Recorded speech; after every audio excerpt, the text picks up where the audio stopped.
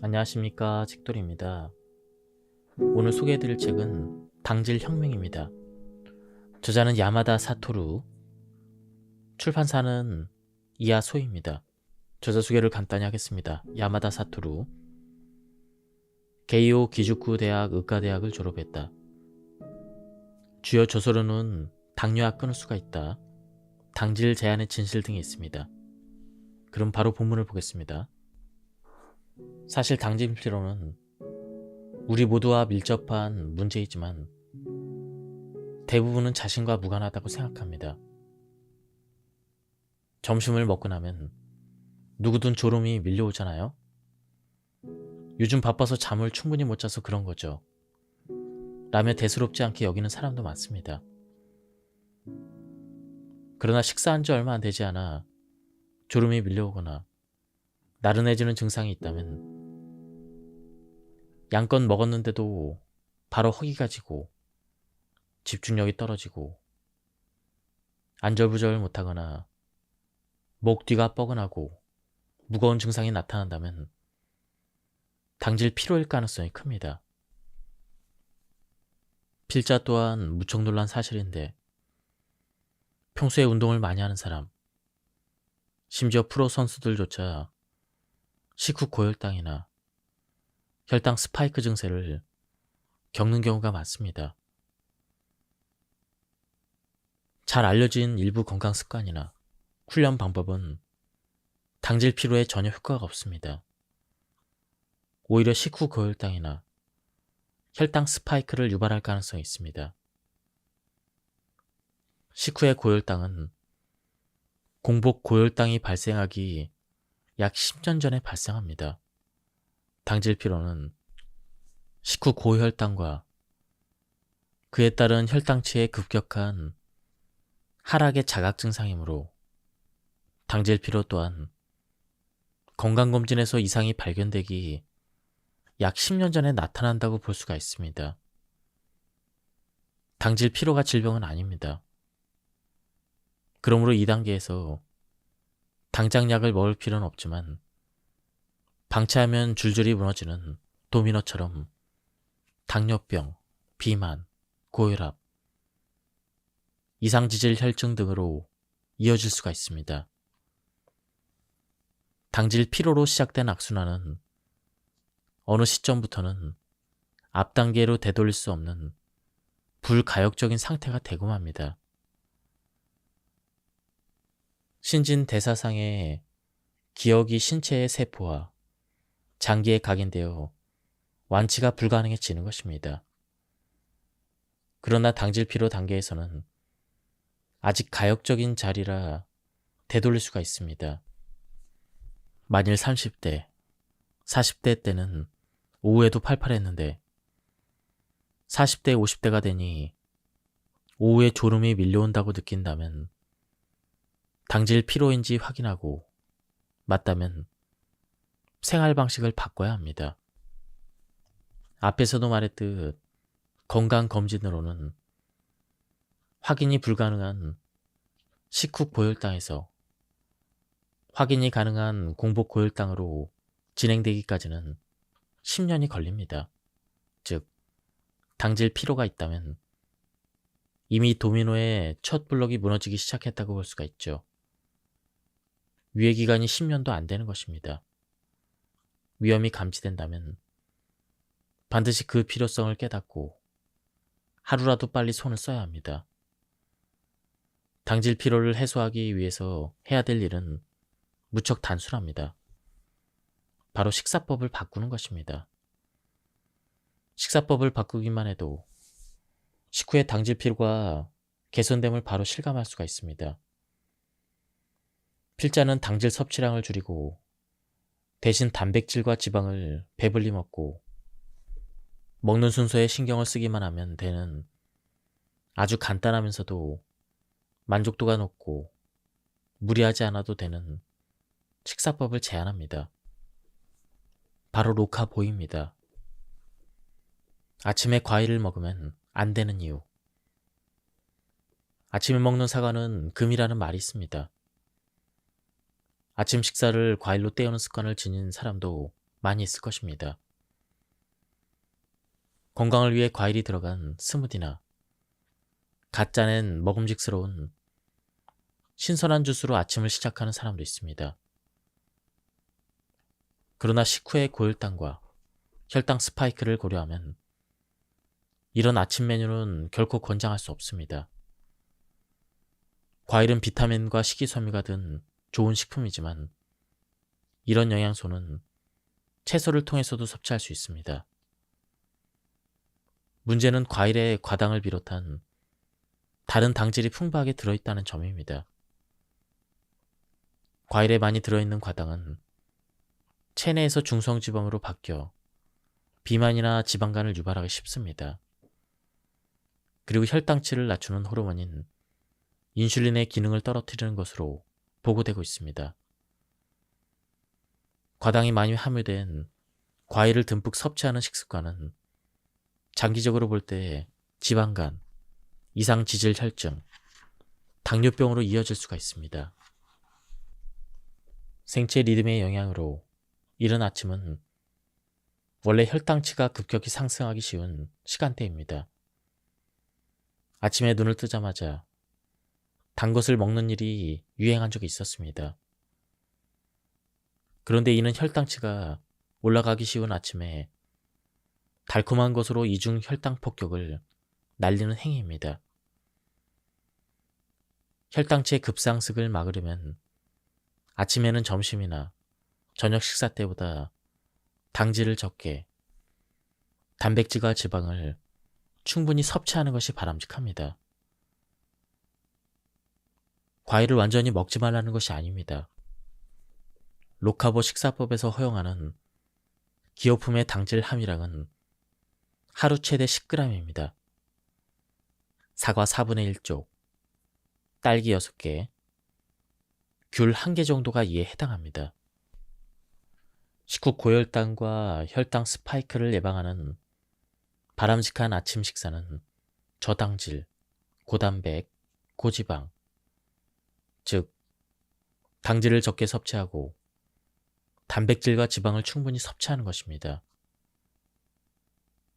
시리얼과 저지방 우유와 꿀로 구성된 메뉴는 정반대의 선택입니다. 이런 식사를 지속하면 살이 찌기 쉽고 당질 피로와 비정상적인 혈당 수치를 초래할 위험성이 커집니다. 필자의 집에서는 로카보를 실천하여 한 끼에 섭취하는 당질을 20g 이상, 40g 이하로 의식적으로 조절하고 있습니다. 다만 필자도 새벽 현상을 고려해서 아침 식사 때는 당질의 양을 최대 20g으로 제한합니다. 단백질과 지방은 충분히 섭취하는데 아침에 단백질과 지방을 충분히 섭취해두면 혈당치 상승을 온종일 막아주고 소비 에너지가 증가하기 때문입니다. 필자 또한 당질 피로를 느낀 적이 있습니다. 점심을 먹은 뒤에 외래 진료가 시작되면 졸음이 무섭게 몰려와 집중력이 흐트러진 적이 한두 번이 아니었습니다. 지금은 로카보를 실천하는 덕분에 그런 걱정은 할 필요가 없어졌습니다. 참고로 필자가 집에서 먹는 휴일 아침 식사 메뉴는 다음과 같습니다. 치즈가 듬뿍 들어간 오믈렛, 참치 통조림이 들어간 샐러드, 밀기울빵, 버터는 듬뿍, 무가당 고지방 요구르트, 견과류, 생크림을 넣은 커피. 필자의 가족은 모두 버터와 올리브유를 무척 좋아하기 때문에 살짝 호사를 부려 맛있는 것을 골라 먹습니다. 올리브유 등의 맛있는 기름은 식사를 훨씬 더 만족스럽게 만들어주기 때문에 아침부터 기분이 좋아집니다. 양이 덜 차게 먹어야 건강에 좋다고 생각하는 사람들은 이 식단을 보고 너무 많이 먹는 건 아니냐, 지방을 너무 많이 섭취하는 것 아니냐며 걱정할 수도 있지만 염려하지 않아도 됩니다. 이런 식습관으로 인해 내장 지방이 증가하거나 혈중 콜레스테롤 수치가 급증하는 일은 없습니다. 반대로 혈당치와 중성지방 수치가 낮아져서 식곤증이 사라지고 활력이 솟습니다. 결론부터 말하자면 현 시점에서 세계적인 의학적 관점에서 볼 때 적어도 당질 피로를 느끼는 사람이라면 지방과 칼로리를 아무리 많이 섭취해도 과다 섭취라 볼 수 없습니다. 바쁜 아침에는 건강과 미용을 챙기고자 스무디를 먹는 사람이 많습니다. 스무디 자체가 나쁘진 않지만 오로지 과일과 채소만 먹는 것은 당질 피로를 유발하는 최악의 아침 식사입니다. 스무디 안에 든 과당에 대해서는 앞에서 언급했기 때문에 생략하겠지만 스무디에는 단백질과 지방이 절대적으로 부족합니다. 아침 식사는 중요한 만큼 의식적으로 당질은 조금, 단백질과 지방은 충분히 섭취해야 합니다. 아침에 바빠서 여유가 없는 사람은 삶은 달걀, 치즈, 견과류를 상비해두면 좋습니다. 시간에 여유가 있는 사람은 샐러드 위에 참치 통조림을 얹어서 먹거나 베이컨을 넣어서 계란말이를 하거나 버터와 치즈를 듬뿍 넣어서 오믈렛을 만들어 먹으면 좋습니다. 이렇게 당질을 줄이고 단백질과 지방은 충분히 섭취했다면 마지막에 좋아하는 스무디를 마시는 것이 좋습니다. 이야말로 식후 고혈당, 이것을 유발하지 않으면서도 안심하고 즐길 수 있는 최고의 아침 식사입니다. 아침 식사로 요구르트를 먹는 사람이 많습니다. 우유와 마찬가지로 요즘은 저지방임을 앞세우는 제품이 많으며 대부분 과일이나 설탕이 첨가되어 있죠. 아침에 요구르트를 먹으면 쉽게 단백질을 섭취할 수 있으며 요구르트는 발효식품으로서 장내 환경을 긍정적으로 개선할 수가 있습니다. 필자도 거의 매일 요구르트를 먹습니다. 필자는 지방 함량이 높으면서 설탕과 과일이 첨가되지 않은 요구르트를 고집합니다. 그런 것들이 든 요구르트를 먹으면 당질을 많이 섭취하게 돼서 혈당치가 급격히 상승합니다. 더 나아가 중성지방의 수치도 상승하기 쉬워집니다. 요구르트는 원래 우유일 때 100ml당 5g 정도의 당질을 함유하고 있습니다. 여기에 설탕이나 과일을 일부러 첨가하면 식후 고혈당으로 장내 환경이 나빠집니다. 당분 함량을 낮췄다고 주장하는 제품들 역시 단순히 설탕의 양이 적은 것에 불과한 경우가 많습니다. 저당 요구르트가 보이면 정말 당질 함유량이 일반 요구르트보다 낮은지 아니면 단순히 설탕의 양만 적을 뿐 당질의 함유량은 오히려 일반 요구르트보다 높은 것인지 아닌지 영양 성분표를 꼼꼼히 살펴야 합니다. 아침 식사로 단백질과 지방을 듬뿍 섭취하면 포만감이 오래 유지되어 점심 식사 때는 자연스럽게 칼로리 섭취가 자연스럽게 줄어들게 됩니다. 닭가슴살의 함정. 닭가슴살에는 지방이 부족하다는 함정이 숨어 있습니다. 단백질만 먹고 에너지는 충분히 공급되지 않으면 섭취한 단백질이 파괴되어 에너지로 쓰이게 되고 근육 등의 세포를 만드는 재료로는 사용되지 못합니다. 에너지를 만들려고 분해된 단백질에서 생산된 요소라는 물질이 신장에 부담을 줄 수 있다고 생각해서 걱정하는 사람이 있습니다. 어쨌든 섭취한 단백질이 근육이나 내장의 신진대사에 사용될 수 없다는 부분은 아쉬운 대목입니다. 더 중요한 점은 단백질과 지방은 각각 독립적인 원리에 따라 식후 고혈당을 예방하고 조절한다는 것입니다. 지방을 적게 섭취하면 식후 고혈당 예방은 닭가슴살에 들어있는 단백질에 의존하게 됩니다. 단백질이 지방의 역할까지 대신할 수는 없습니다. 만약 오후에 간식으로 과자를 먹는다면 지방을 섭취하지 않는 까닭에 당질 피로를 겪게 될 가능성도 있습니다. 사람들이 닭가슴살을 애용하는 것은 단백질을 에너지원으로 삼으려고 하는 것이 아니라 몸을 만드는 재료로 삼고 필요 이상의 칼로리 섭취로 살이 찌는 일을 피하고 싶기 때문입니다. 지방 섭취를 줄이면 당질을 줄일 때와 비교해서 칼로리 소비가 하루에 300kcal 정도 감소하므로 대사 기능이 떨어져 체중 감량에는 도움이 안 됩니다. 그러므로 안심하고 지방을 섭취합시다. 그리고 닭가슴살을 먹을 때는 지방이 함유된 드레싱 등을 더해서 먹는 것을 잊지 않도록 합시다. 지방은 혈당치 상승을 억제해줍니다. 돈가스에서 문제는 기름이 아니라 돈가스의 튀김옷입니다.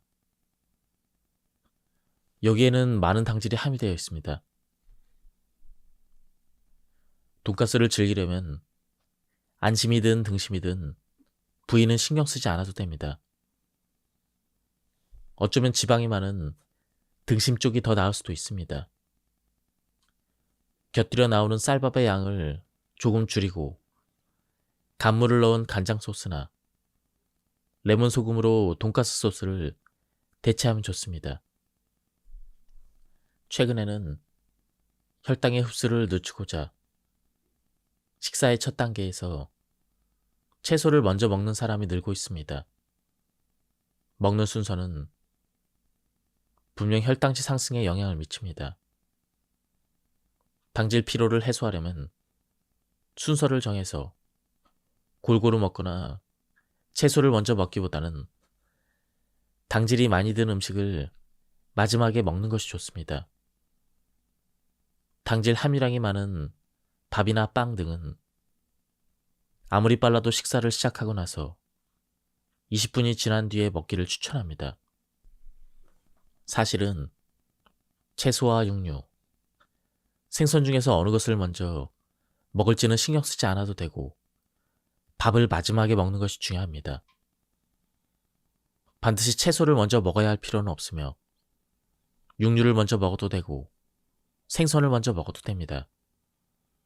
또한 당질을 먼저 섭취할 때, 마지막에 섭취할 때 순서를 정해서 골고루 먹을 때를 대상으로 혈당치의 변동 양상을 조사했더니 당질을 마지막으로 섭취한 사람들만이 혈당 변동이 완만하게 그리고 식전, 식중, 식후 모든 단계에서 140을 밑도는 수치를 보였습니다. 16시간 공복 다이어트, 간헐적 단식의 문제. 수많은 다이어트 방법이 유행했다 사라집니다. 그중 단식은 오래전부터 있어온 다이어트법인데요. 당질 피로를 유발할 수 있어서 상당히 우려스럽습니다. 단식 후의 첫 식사 때는 혈당치가 급상승할 가능성이 큽니다. 의도적으로 장시간 공복 상태를 유지했다면 이후 식사 때 섭취하는 당질의 양을 엄격히 줄여야 합니다. 아무것도 먹지 않고 있다가 당질이 듬뿍 함유된 효소 주스를 마시는 단식원도 있다고 합니다. 단식으로 근육을 갉아먹고 공복에 당질만을 주입하여 혈당치의 상승에 박차를 가하는 것이죠. 객관적으로 봐도 신체를 망가뜨리는 행동입니다.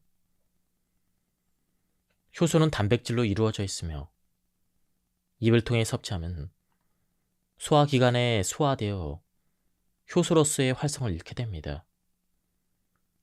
기술적으로 봤을 때 효소 주스를 먹는 것은 설명이 불가능한 행위입니다.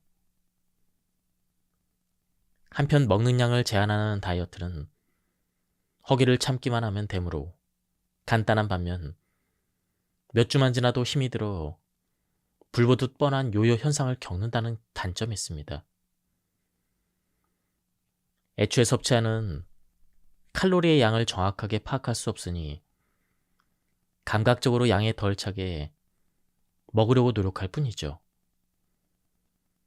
오랜 시간 공복 상태를 견뎌 근육량만 줄이고 요요 현상으로 체지방은 다시 원상태로 돌아오니 역시 객관적으로는 신체를 망가뜨리는 방법일 뿐입니다. 다이어트를 목표로 한다면 단백질과 지방을 제대로 섭취하여 기초 대사량을 높여야 합니다. 단백질과 지방을 활용합시다. 당질은 식생활에 윤택함을 불어넣을 정도로 적정량만 섭취합시다. 저자는 운동 전에 많은 양의 당질을 섭취하는 것이 좋지 않다고 설명합니다. 여담이지만 대규모의 풀코스 마라톤이나 역전 경주 등에서 달리기 전에 당질이 많이 함유된 스포츠 음료를 마시면 저혈당을 일으킬 위험이 있다는 연구가 있습니다. 바나나나 주먹밥, 에너지 음료 등도 마찬가지입니다. 운동 전에 혈당을 높이면 운동 후에 혈당이 급격히 떨어지고 당질 피로를 유발합니다. 지구력이 향상되기는커녕 경기력이 떨어지는 것이죠. 심지어 완전히 저혈당 상태가 돼서 움직일 수조차 없게 됩니다. 원래 역전 경주의 한 구간이나 하프 마라톤 등 약 20km 달리는 운동 중에는 에너지를 보충할 필요가 거의 없다고 합니다. 그런데도 역전 경주에서 저혈당으로 움직이지 못하는 선수가 나오는 것은 운동 전에 섭취한 당질이 문제가 되었기 때문일 것입니다. 인슐린은 식후에 고혈당을 처리하고자 늦게 대량으로 분비됩니다. 혈액 속의 당은 분비된 인슐린으로 인해 지방세포에 들어가 근육에서 에너지로 사용되지 않습니다. 지방을 에너지로 사용하는 것도 불가능합니다. 지방세포에서 지방을 녹여 근육의 에너지로 흡수되는 과정을 인슐린이 방해하기 때문입니다. 이런 상태에서 계속 달리다 보면 저혈당 상태가 일어나고 움직일 수조차 없게 됩니다. 평소 꾸준히 훈련한 마라톤 선수가 속도를 높일 타이밍에 갑자기 페이스가 떨어진다면 적어도 일부는 이 때문일 것입니다. 또한 카보 로딩은 고혈당의 악순환을 일으킬 위험이 있으며 특히 동양인에게는 위험합니다. 원래 우리는 서양인보다 인슐린 분비가 더딥니다. 서양인과 비교해 볼 때 우리는 적은 양의 당질에도 인슐린 분비가 느린 탓에 혈당 수치가 비정상적으로 높아질 수가 있죠. 그런 우리가 카보 로딩을 하게 되면 식후 고혈당이 상당한 빈도로 발생하며 당질 피로가 발생하고 운동 능력이 저하되는 결과가 나타날 것입니다. 또한 평소에도 식후 고혈당 증세를 보이게 되어 다양한 기관의 기능이 저하되고 당을 처리하는 능력도 낮아집니다. 참고로 우리 현재 성인 기준으로 한 끼에 평균 약 100g 정도, 하루 평균 300g에 육박하는 당질을 섭취하고 있습니다. 점심에 당질을 중복으로 섭취하는 습관이 있는 사람은 양이 더 많을 수도 있습니다. 미국 당뇨병 학회에서 정의하는 저탄수화물 식단의 기준은 하루 130g 이하입니다. 로카보도 이와 마찬가지로 하루 최대 당질의 섭취량을 130g으로 설정하고 있죠. 현재 우리의 평균 섭취량은 그 2배 정도인 셈입니다. 당질 피로 증상을 느끼고 있다면 당질을 너무 많이 먹는 것은 아닌지 스스로 질문을 던져봅시다. 그런 뒤에 섭취량에 주의를 기울이는 것이 증상을 개선하는 첫걸음이죠. 국민건강영양조사에 따르면 먹고 싶을 때 마음껏 먹을 수 있는 이른바 포만감의 시대라는 말이 나온 지 오래지만 우리의 단백질 섭취량은 2000년경부터 감소해서 1950년대 수준까지 떨어졌다고 합니다. 로카보란 저당질을 의미하는 로카보하이드레이트를 줄여서 만든 말이죠. 느슨한 당질 제한을 뜻하며 당질을 아예 섭취하지 않는 것을 목표로 하는 극단적인 당질 제한과는 다릅니다. 당질 피로를 자주 느끼는 우리에게 로카보야말로 적정한 당질 섭취 방법입니다. 로카보의 7가지 규칙은 다음과 같습니다. 규칙 1. 하루에 섭취하는 당질의 양은 130g 이내로 한다. 한 끼에 약 40g 이하로 섭취합니다. 규칙 2. 배가 부를 때까지 먹는다. 규칙 3. 칼로리는 전혀 신경 쓰지 않는다. 규칙 4. 단백질과 지방, 식이섬유를 충분히 섭취한다. 규칙 5. 당질과 단백질, 지방의 균형은 신경 쓰지 않는다. 규칙 6. 당질을 아예 섭취하지 않으려고 애써 참을 필요는 없다. 규칙 7. 천천히 먹고 당질은 마지막에 섭취한다. 로카보는 느슨한 당질 제한식을 의미하지만 사실 핵심은 당질을 완만하게 제한하는 것보다는 오히려 지방과 단백질을 충분히 섭취하고 배불리 먹는다는 것입니다. 달걀 흰자와 노른자를 전부 먹은 그룹과 흰자만을 먹은 그룹을 나눠서 비교한 무작위 대조 임상 시험 결과 차이는 거의 없었지만 흰자와 노른자를 모두 먹은 그룹의 포도당 대사가 더 좋았다는 보고가 있습니다. 다시 말하지만 콜레스테롤을 적게 먹는다고 해서 혈중 콜레스테롤이 낮아지거나 동맥경화증을 예방할 수 있는 것은 아닙니다. 밥을 먹지 않으면 배가 쉽게 꺼진다고 생각하는 사람도 있습니다. 그러나 과학적으로는 육류나 버터를 먹어야 포만감이 오래 지속됨이 입증되었습니다. 또한 단백질과 지방은 공복감을 유발하는 호르몬인 그렐린의 분비를 장시간 억제하기 때문에 포만감이 오래 지속됩니다.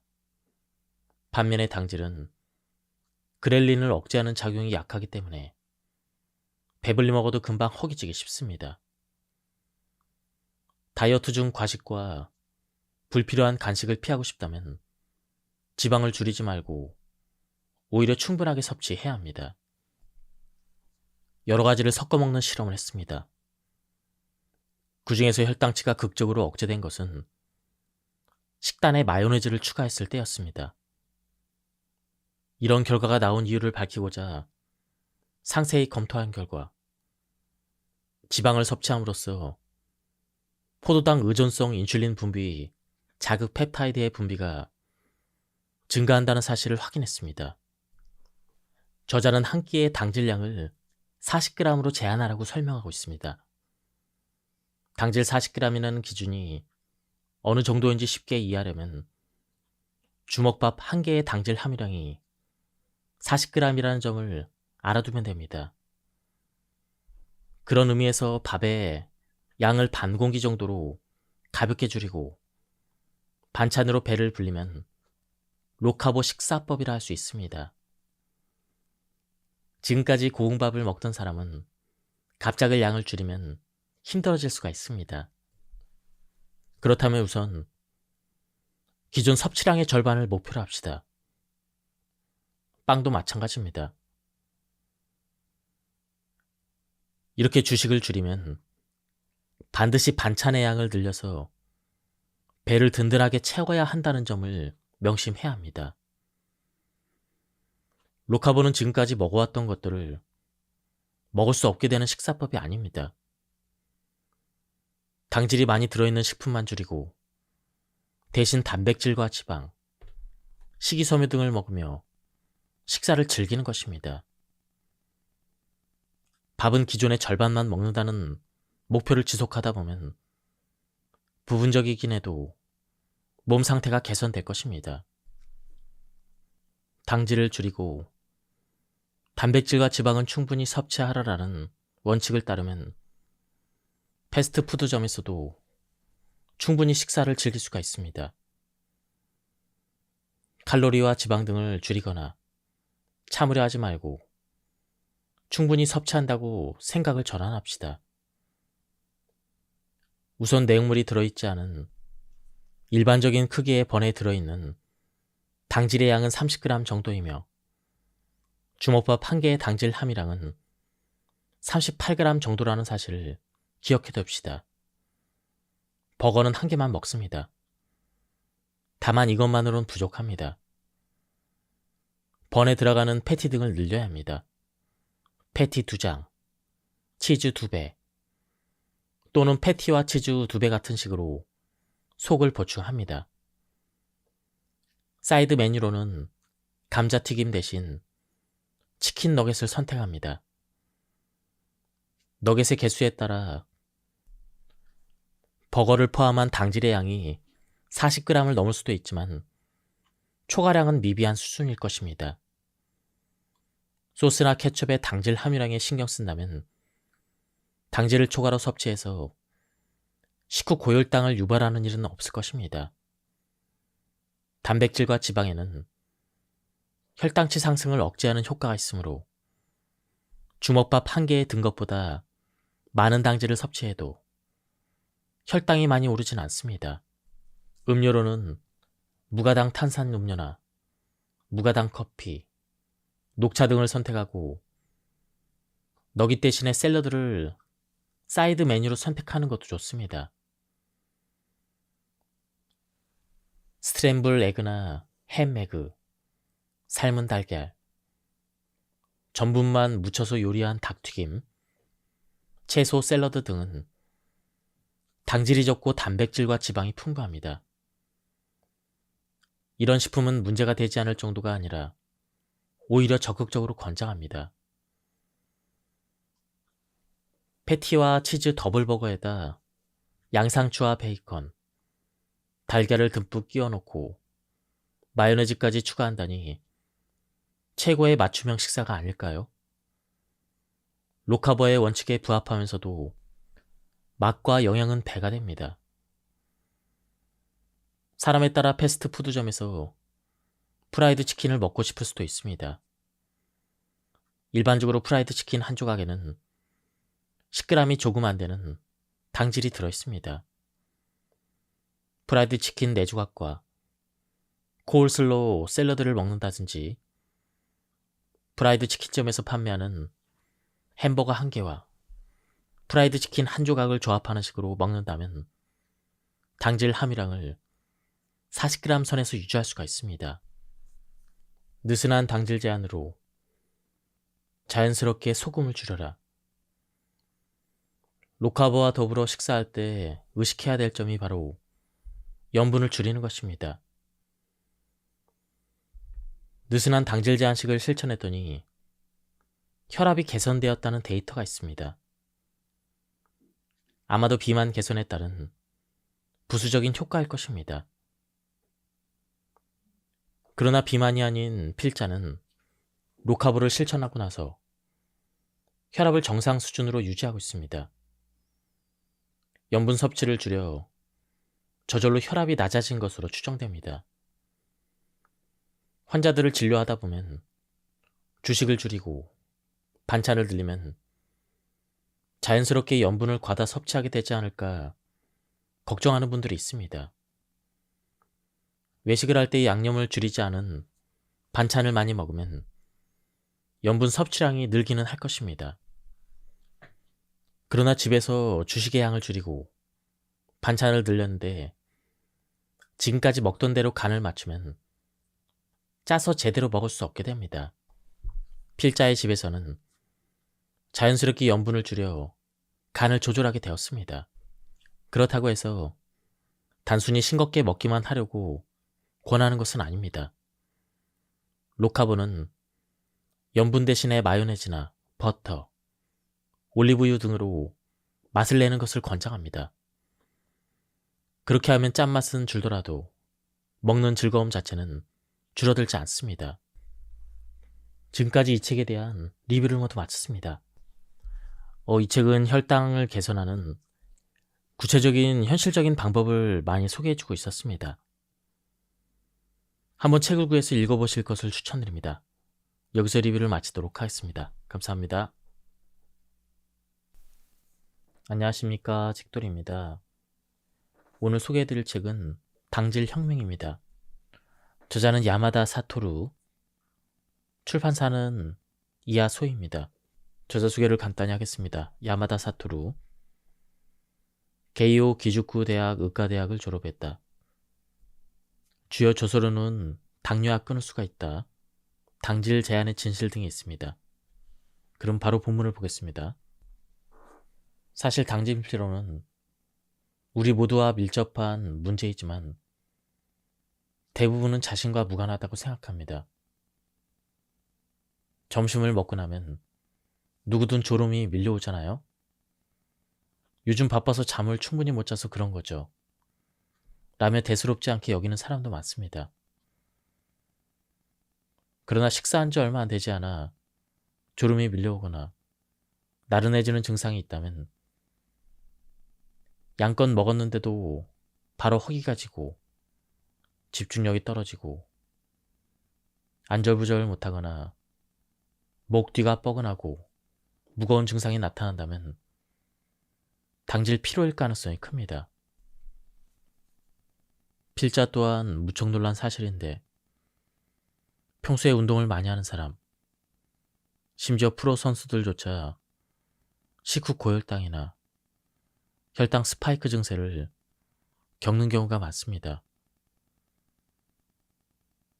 잘 알려진 일부 건강 습관이나 훈련 방법은 당질 피로에 전혀 효과가 없습니다. 오히려 식후 고혈당이나 혈당 스파이크를 유발할 가능성이 있습니다. 식후의 고혈당은 공복 고혈당이 발생하기 약 10년 전에 발생합니다.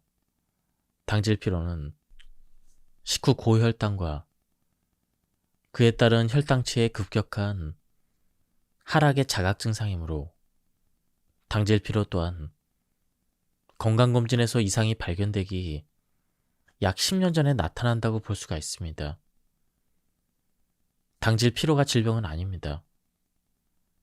그러므로 2단계에서 당장 약을 먹을 필요는 없지만 방치하면 줄줄이 무너지는 도미노처럼 당뇨병, 비만, 고혈압, 이상지질 혈증 등으로 이어질 수가 있습니다.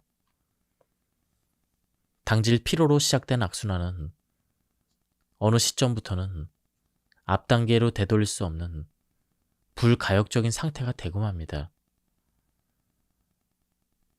신진대사상의 기억이 신체의 세포와 장기에 각인되어 완치가 불가능해지는 것입니다. 그러나 당질 피로 단계에서는 아직 가역적인 자리라 되돌릴 수가 있습니다.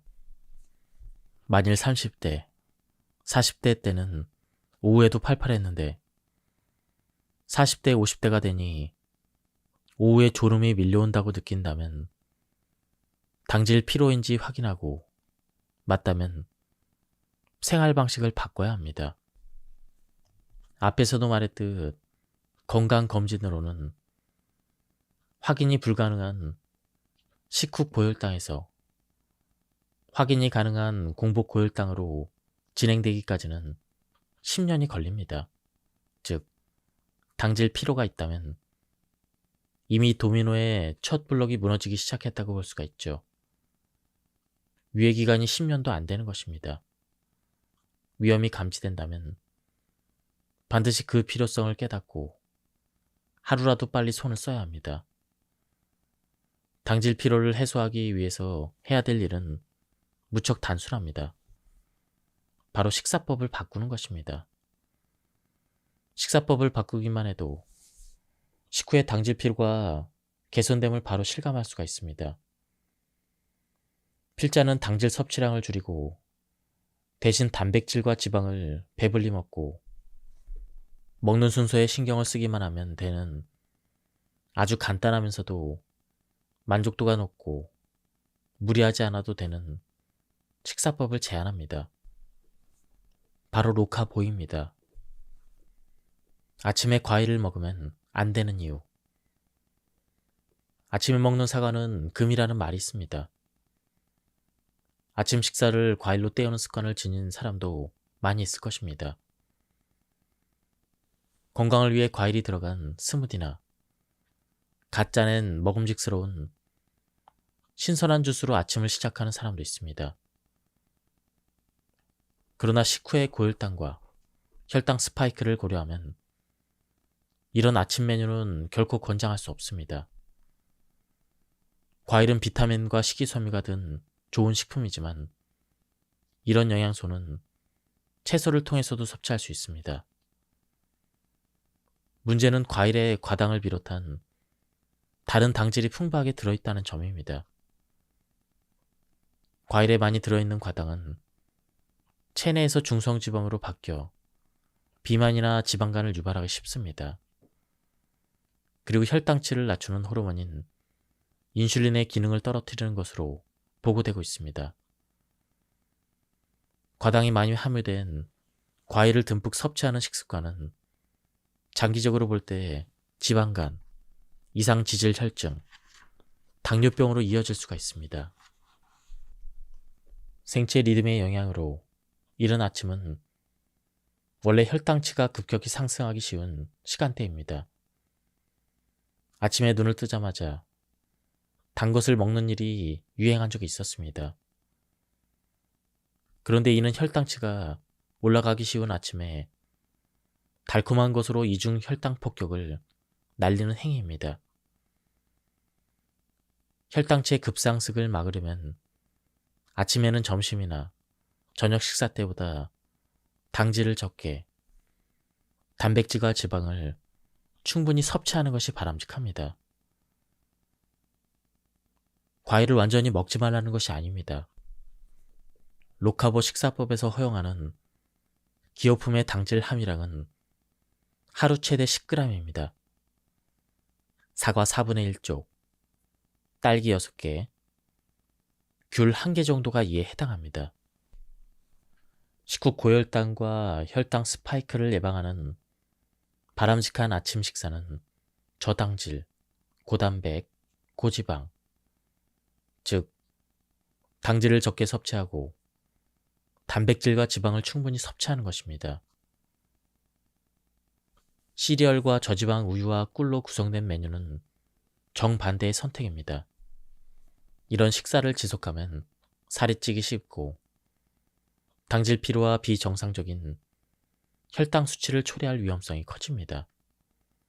필자의 집에서는 로카보를 실천하여 한 끼에 섭취하는 당질을 20g 이상, 40g 이하로 의식적으로 조절하고 있습니다.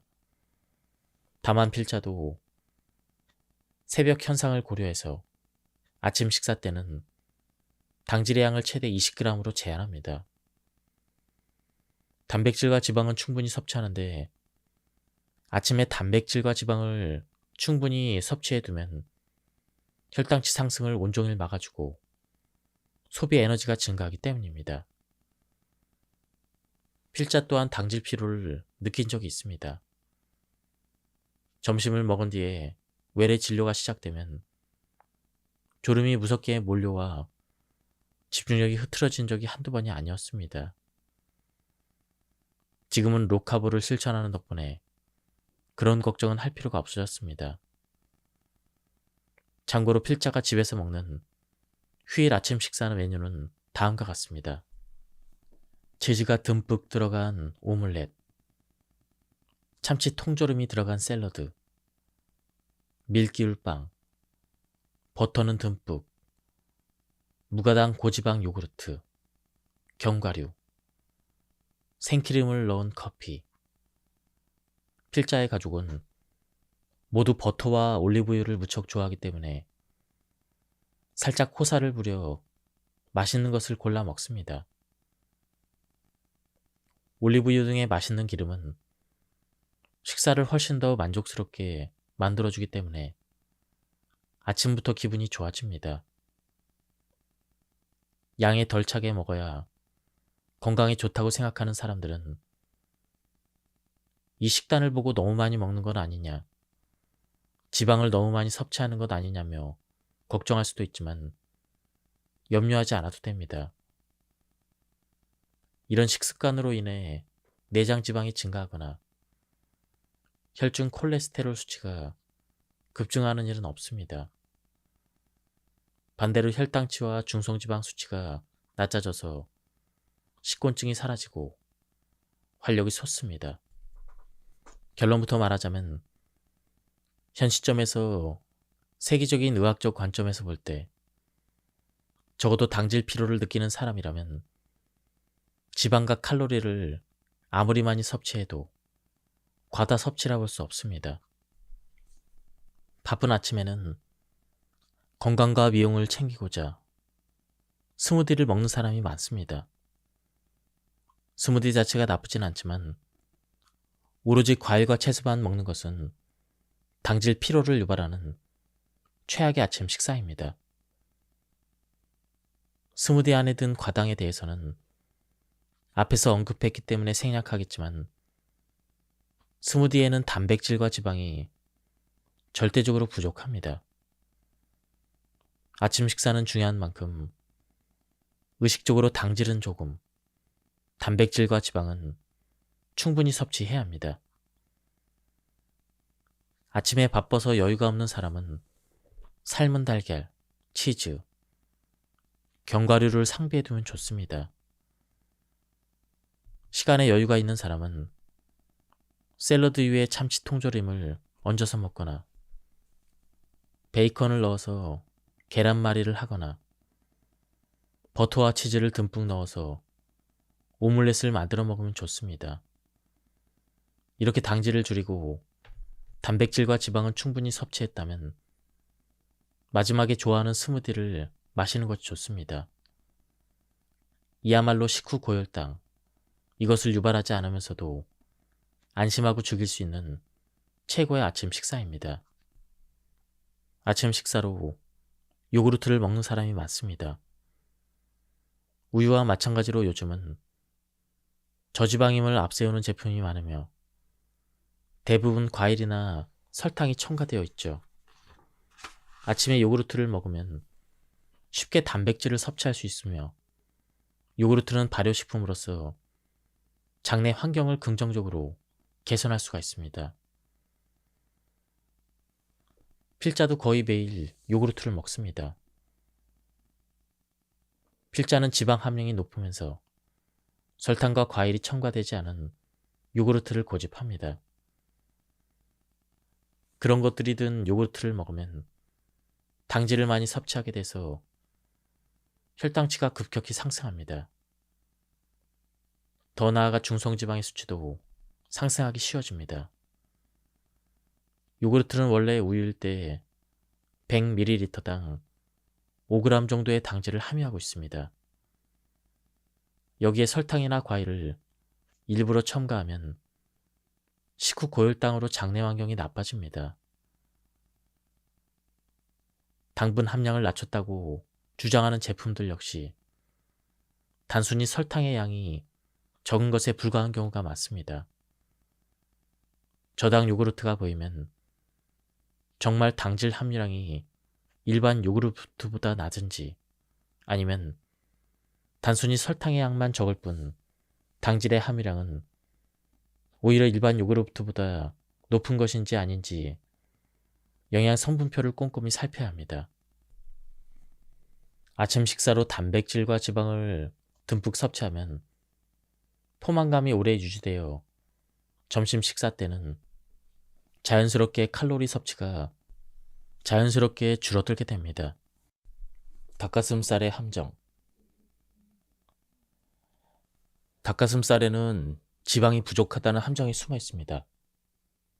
단백질만 먹고 에너지는 충분히 공급되지 않으면 섭취한 단백질이 파괴되어 에너지로 쓰이게 되고 근육 등의 세포를 만드는 재료로는 사용되지 못합니다.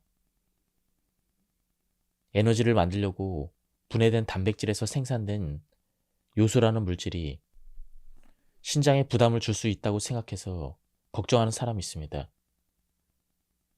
어쨌든 섭취한 단백질이 근육이나 내장의 신진대사에 사용될 수 없다는 부분은 아쉬운 대목입니다. 더 중요한 점은 단백질과 지방은 각각 독립적인 원리에 따라 식후 고혈당을 예방하고 조절한다는 것입니다. 지방을 적게 섭취하면 식후 고혈당 예방은 닭가슴살에 들어있는 단백질에 의존하게 됩니다. 단백질이 지방의 역할까지 대신할 수는 없습니다. 만약 오후에 간식으로 과자를 먹는다면 지방을 섭취하지 않는 까닭에 당질 피로를 겪게 될 가능성도 있습니다. 사람들이 닭가슴살을 애용하는 것은 단백질을 에너지원으로 삼으려고 하는 것이 아니라 몸을 만드는 재료로 삼고 필요 이상의 칼로리 섭취로 살이 찌는 일을 피하고 싶기 때문입니다. 지방 섭취를 줄이면 당질을 줄일 때와 비교해서 칼로리 소비가 하루에 300kcal 정도 감소하므로 대사 기능이 떨어져 체중 감량에는 도움이 안 됩니다. 그러므로 안심하고 지방을 섭취합시다. 그리고 닭가슴살을 먹을 때는 지방이 함유된 드레싱 등을 더해서 먹는 것을 잊지 않도록 합시다. 지방은 혈당치 상승을 억제해줍니다. 돈가스에서 문제는 기름이 아니라 돈가스의 튀김옷입니다. 여기에는 많은 당질이 함유되어 있습니다. 돈가스를 즐기려면 안심이든 등심이든 부위는 신경 쓰지 않아도 됩니다. 어쩌면 지방이 많은 등심 쪽이 더 나을 수도 있습니다. 곁들여 나오는 쌀밥의 양을 조금 줄이고 간물을 넣은 간장 소스나 레몬 소금으로 돈가스 소스를 대체하면 좋습니다. 최근에는 혈당의 흡수를 늦추고자 식사의 첫 단계에서 채소를 먼저 먹는 사람이 늘고 있습니다. 먹는 순서는 분명 혈당치 상승에 영향을 미칩니다. 당질 피로를 해소하려면 순서를 정해서 골고루 먹거나 채소를 먼저 먹기보다는 당질이 많이 든 음식을 마지막에 먹는 것이 좋습니다. 당질 함유량이 많은 밥이나 빵 등은 아무리 빨라도 식사를 시작하고 나서 20분이 지난 뒤에 먹기를 추천합니다. 사실은 채소와 육류, 생선 중에서 어느 것을 먼저 먹을지는 신경 쓰지 않아도 되고 밥을 마지막에 먹는 것이 중요합니다. 반드시 채소를 먼저 먹어야 할 필요는 없으며 육류를 먼저 먹어도 되고 생선을 먼저 먹어도 됩니다. 또한 당질을 먼저 섭취할 때, 마지막에 섭취할 때, 순서를 정해서 골고루 먹을 때를 대상으로 혈당치의 변동 양상을 조사했더니 당질을 마지막으로 섭취한 사람들만이 혈당 변동이 완만하게 그리고 식전, 식중, 식후 모든 단계에서 140을 밑도는 수치를 보였습니다. 16시간 공복 다이어트, 간헐적 단식의 문제. 수많은 다이어트 방법이 유행했다 사라집니다. 그중 단식은 오래전부터 있어온 다이어트법인데요. 당질 피로를 유발할 수 있어서 상당히 우려스럽습니다. 단식 후의 첫 식사 때는 혈당치가 급상승할 가능성이 큽니다. 의도적으로 장시간 공복 상태를 유지했다면 이후 식사 때 섭취하는 당질의 양을 엄격히 줄여야 합니다. 아무것도 먹지 않고 있다가 당질이 듬뿍 함유된 효소 주스를 마시는 단식원도 있다고 합니다. 단식으로 근육을 갉아먹고 공복에 당질만을 주입하여 혈당치의 상승에 박차를 가하는 것이죠. 객관적으로 봐도 신체를 망가뜨리는 행동입니다. 효소는 단백질로 이루어져 있으며 입을 통해 섭취하면 소화기관에 소화되어 효소로서의 활성을 잃게 됩니다.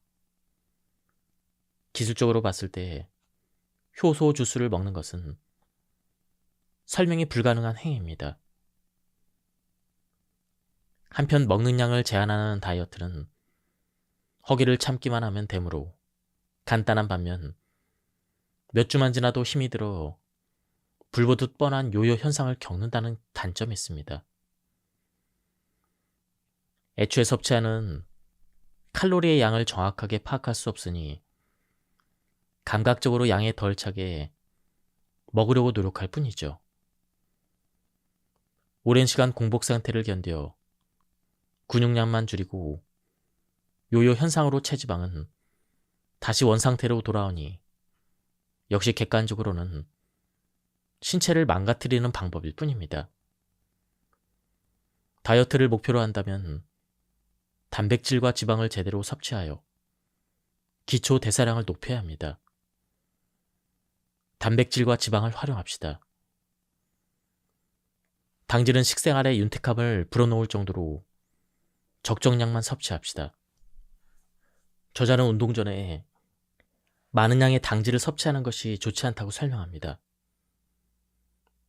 여담이지만 대규모의 풀코스 마라톤이나 역전 경주 등에서 달리기 전에 당질이 많이 함유된 스포츠 음료를 마시면 저혈당을 일으킬 위험이 있다는 연구가 있습니다. 바나나나 주먹밥, 에너지 음료 등도 마찬가지입니다. 운동 전에 혈당을 높이면 운동 후에 혈당이 급격히 떨어지고 당질 피로를 유발합니다. 지구력이 향상되기는커녕 경기력이 떨어지는 것이죠. 심지어 완전히 저혈당 상태가 돼서 움직일 수조차 없게 됩니다. 원래 역전 경주의 한 구간이나 하프 마라톤 등 약 20km 달리는 운동 중에는 에너지를 보충할 필요가 거의 없다고 합니다. 그런데도 역전 경주에서 저혈당으로 움직이지 못하는 선수가 나오는 것은 운동 전에 섭취한 당질이 문제가 되었기 때문일 것입니다. 인슐린은 식후에 고혈당을 처리하고자 늦게 대량으로 분비됩니다.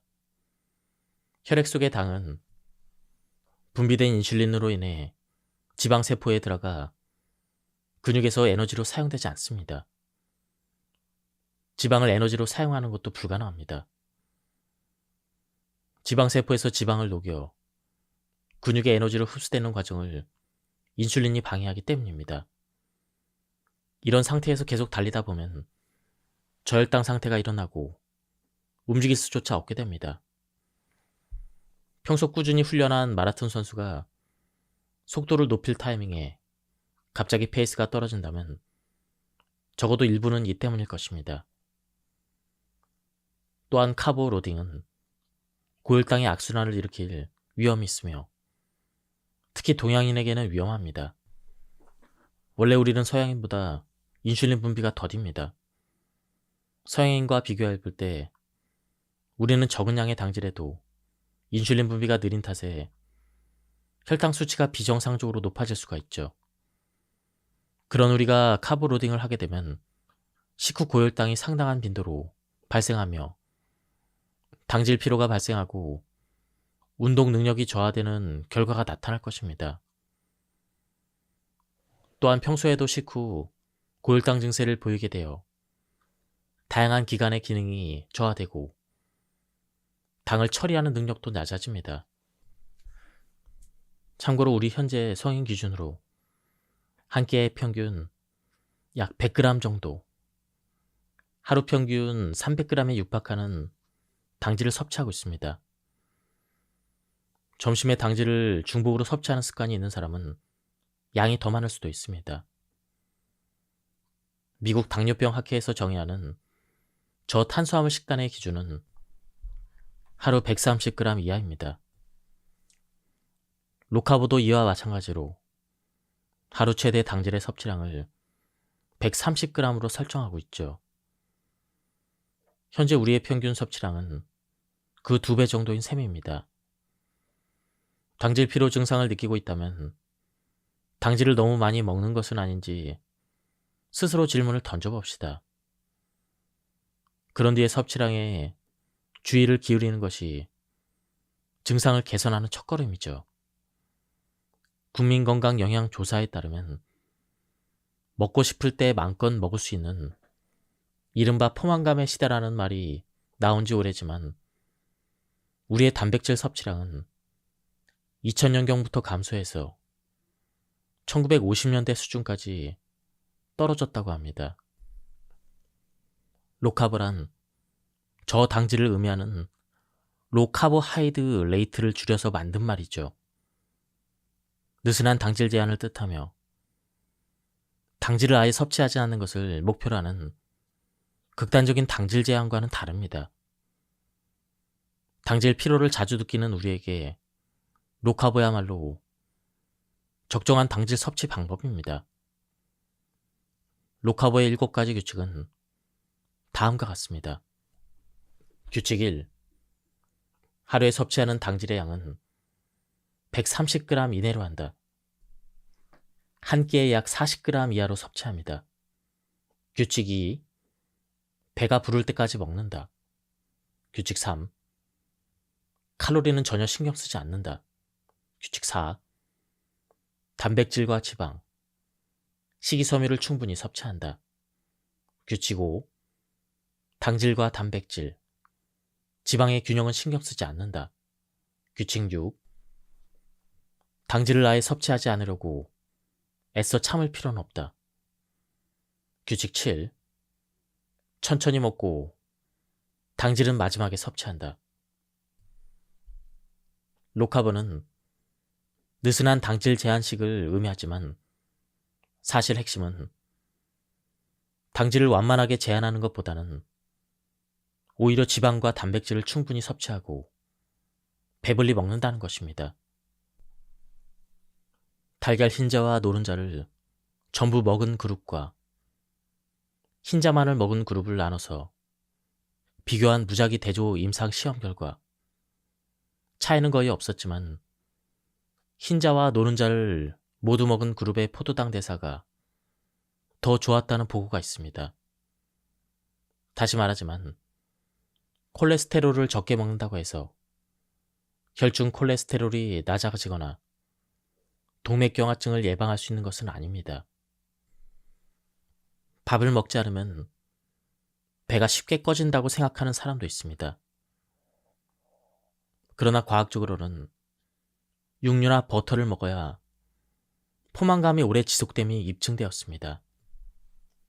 또한 단백질과 지방은 공복감을 유발하는 호르몬인 그렐린의 분비를 장시간 억제하기 때문에 포만감이 오래 지속됩니다.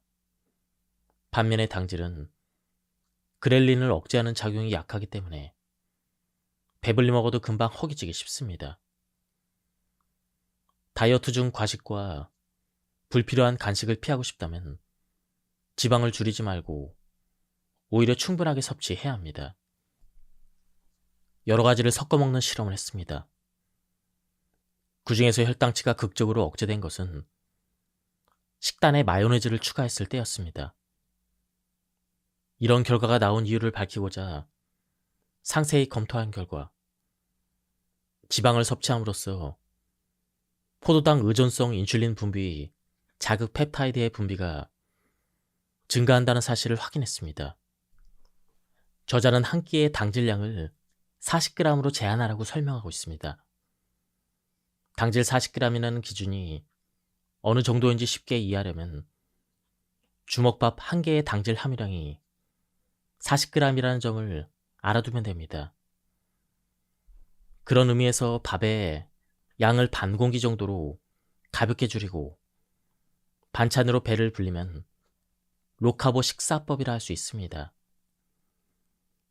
지금까지 고궁밥을 먹던 사람은 갑작을 양을 줄이면 힘들어질 수가 있습니다.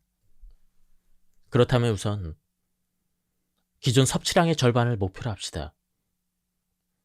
빵도 마찬가지입니다. 이렇게 주식을 줄이면 반드시 반찬의 양을 늘려서 배를 든든하게 채워야 한다는 점을 명심해야 합니다. 로카보는 지금까지 먹어왔던 것들을 먹을 수 없게 되는 식사법이 아닙니다. 당질이 많이 들어있는 식품만 줄이고 대신 단백질과 지방, 식이섬유 등을 먹으며 식사를 즐기는 것입니다. 밥은 기존의 절반만 먹는다는 목표를 지속하다 보면 부분적이긴 해도 몸 상태가 개선될 것입니다.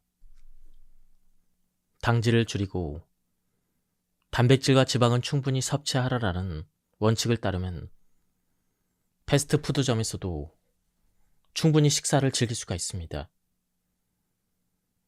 칼로리와 지방 등을 줄이거나 참으려 하지 말고 충분히 섭취한다고 생각을 전환합시다. 우선 내용물이 들어있지 않은 일반적인 크기의 번에 들어있는 당질의 양은 30g 정도이며 주먹밥 1개의 당질 함유량은 38g 정도라는 사실을 기억해 둡시다. 버거는 1개만 먹습니다. 다만 이것만으로는 부족합니다. 번에 들어가는 패티 등을 늘려야 합니다. 패티 2장, 치즈 2배, 또는 패티와 치즈 2배 같은 식으로 속을 보충합니다. 사이드 메뉴로는 감자튀김 대신 치킨 너겟을 선택합니다. 너겟의 개수에 따라 버거를 포함한 당질의 양이 40g을 넘을 수도 있지만 초과량은 미비한 수준일 것입니다. 소스나 케첩의 당질 함유량에 신경 쓴다면 당질을 초과로 섭취해서 식후 고혈당을 유발하는 일은 없을 것입니다. 단백질과 지방에는 혈당치 상승을 억제하는 효과가 있으므로 주먹밥 1개에 든 것보다 많은 당질을 섭취해도 혈당이 많이 오르진 않습니다. 음료로는 무가당 탄산음료나 무가당 커피, 녹차 등을 선택하고 너깃 대신에 샐러드를 사이드 메뉴로 선택하는 것도 좋습니다. 스트램블 에그나 햄 에그, 삶은 달걀, 전분만 묻혀서 요리한 닭튀김, 채소 샐러드 등은 당질이 적고 단백질과 지방이 풍부합니다. 이런 식품은 문제가 되지 않을 정도가 아니라 오히려 적극적으로 권장합니다. 패티와 치즈 더블버거에다 양상추와 베이컨, 달걀을 듬뿍 끼워 넣고 마요네즈까지 추가한다니 최고의 맞춤형 식사가 아닐까요? 로카버의 원칙에 부합하면서도 맛과 영양은 배가 됩니다. 사람에 따라 패스트푸드점에서 프라이드 치킨을 먹고 싶을 수도 있습니다. 일반적으로 프라이드 치킨 한 조각에는 10g이 조금 안 되는 당질이 들어있습니다.